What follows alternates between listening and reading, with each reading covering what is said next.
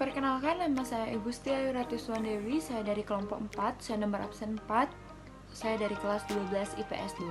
Om Swastiastu. Perkenalkan, saya dari kelompok 4.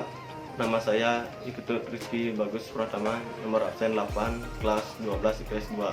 Perkenalkan, saya dari kelompok 4. Nama saya Madimani Asmarani dari kelas 12 IPS 2, nomor absen 25. Om Swastiastu. Perkenalkan, nama saya Ninyoman Ayudia Rukmayanti dari kelas 12 IPS 2, absen 26. Perkenalkan, nama saya Niputu Enisantika, kelas 12 IPS 2, absen 29. Saya dari kelompok 4. Om Swastiastu. Perkenalkan, nama saya Wilia Madiputri Ratnakatini, kelas 12 IPS 2, nomor absen 34. Di sini saya akan menjelaskan tentang tujuan OPEC. Ini saya akan membahas Organisasi Perdagangan Dunia. Pasca Perang Dunia Kedua, perekonomian dunia mengalami kemunduran cukup signifikan. Oleh karena konflik yang melibatkan hampir seluruh negara di dunia. Ini yang menyebabkan semakin menguatnya upaya proteksionisme perdagangan pasca perang. Nah, kondisi inilah yang menyebabkan beberapa negara yang memiliki tingkat perdagangan dunia yang besar untuk menyusun sebuah sistem perdagangan yang bersifat Saya global. akan membahas tentang GATT. Langsung saja, GATT adalah perjanjian yang dibuat setelah berakhirnya Perang Dunia Kedua. GATT atau General Agreement on Tariff and Trade adalah persetujuan umum tentang tarif dan perdagangan.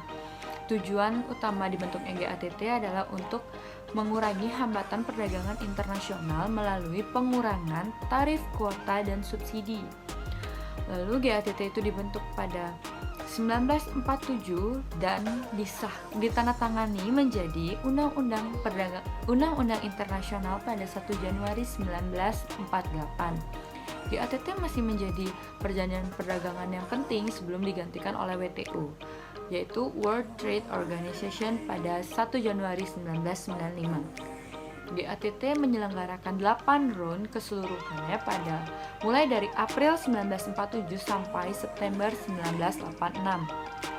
Yaitu round pertama dilakukan di Jenewa, Swiss dan diikuti oleh 23 negara lainnya, yang dimana topik pembahasannya yaitu tentang tarif. Lalu round awal ini menghasilkan pembentukan GATT yang mengesahkan puluhan ribu tarif pajak dan mengurangi lebih dari 10 miliar US dollar yang mempengaruhi lebih dari 10 miliar US dollar dalam perdagangan.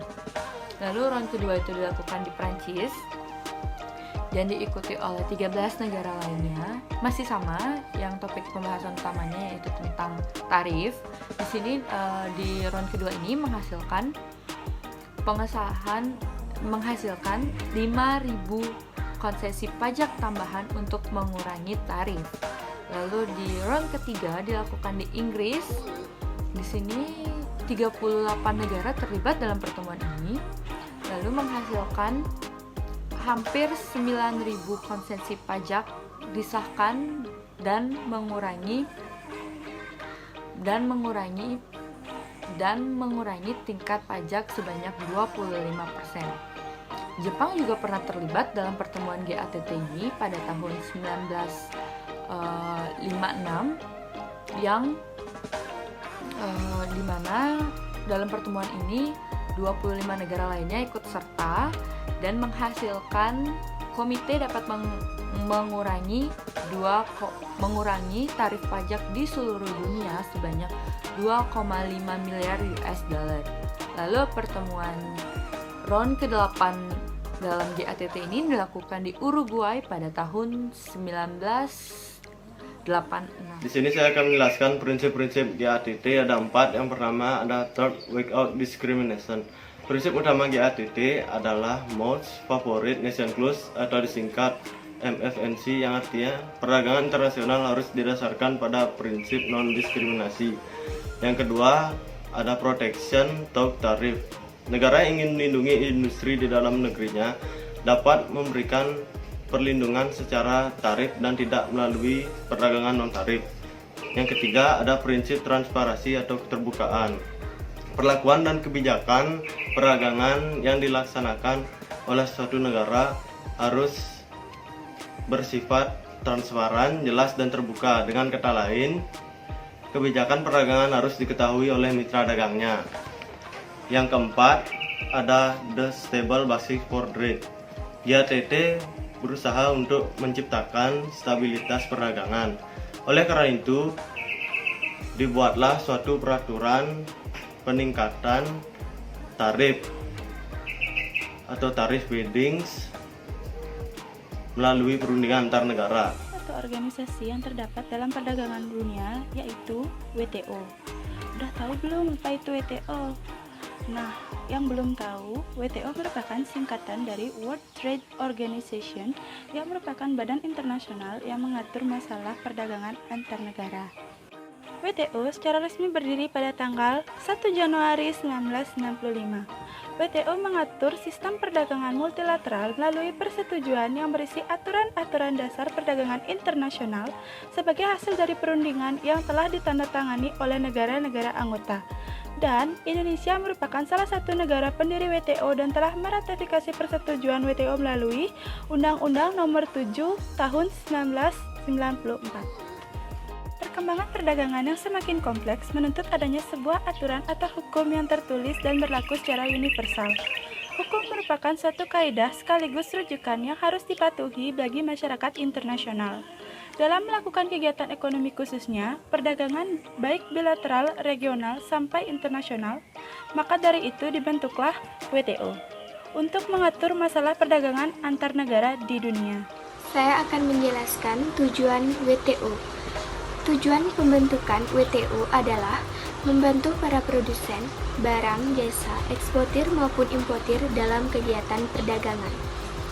Selain itu, WTO didirikan untuk menciptakan kesejahteraan antar negara-negara anggota melalui perdagangan internasional yang lebih bebas. Tujuan tersebut dituangkan dalam Undang-Undang Pendirian WTO, dapat dilihat dalam artikel 3 WTO yang memuat beberapa hal, di antaranya sebagai berikut. Yang pertama, mendukung pelaksanaan, pengaturan, dan penyelenggaraan persetujuan yang telah dicapai untuk mewujudkan sasaran perjanjian tersebut. Yang kedua, sebagai forum perundingan bagi negara-negara anggota mengenai perjanjian yang telah dicapai beserta lampiran-lampiran termasuk keputusan-keputusan yang ditentukan kemudian dalam perundingan tingkat menteri. Yang ketiga, mengatur pelaksanaan ketentuan mengenai penyelesaian sengketa perdagangan. Yang keempat, mengatur mekanisme peninjauan kebijakan di bidang perdagangan. Yang kelima, menciptakan kerangka kebijakan ekonomi global yang bekerja sama dengan Dana Moneter Internasional atau IMF dan Bank Dunia serta badan yang berafiliasi. Selanjutnya, saya akan menjelaskan tentang prinsip-prinsip dari WTO. Prinsip-prinsip WTO yaitu sebagai berikut. Yang pertama, mengupayakan keterbukaan batas wilayah, memberikan jaminan atas MFN dan perlakuan non-diskriminasi oleh di antara negara anggota, serta komitmen terhadap transparansi dalam semua kegiatan. Yang kedua, national treatment yang mengharuskan barang import harus diperlakukan kurang lebih sama dengan barang produksi dalam negeri.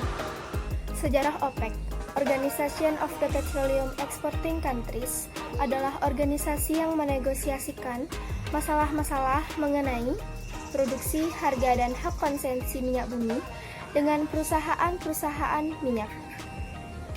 OPEC didirikan pada 14 September 1960 di Baghdad, Irak.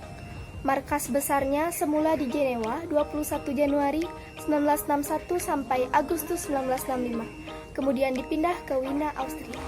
OPEC atau Organisasi Negara-Negara Pengekspor Minyak Bumi.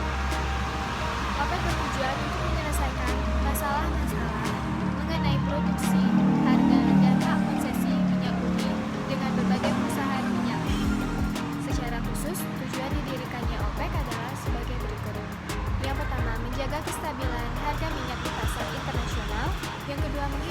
persaingan perdagangan minyak antara negara-negara anggota OPEC. Yang ketiga, memenuhi kebutuhan minyak dunia, terutama negara-negara pusat industri. Yang keempat, mengkoordinasikan dan menentukan kebijakan tentang minyak bagi setiap negara-negara anggota. Pada perkembangannya, OPEC menetapkan tujuan yang hendak dicapai, yaitu melestarikan dan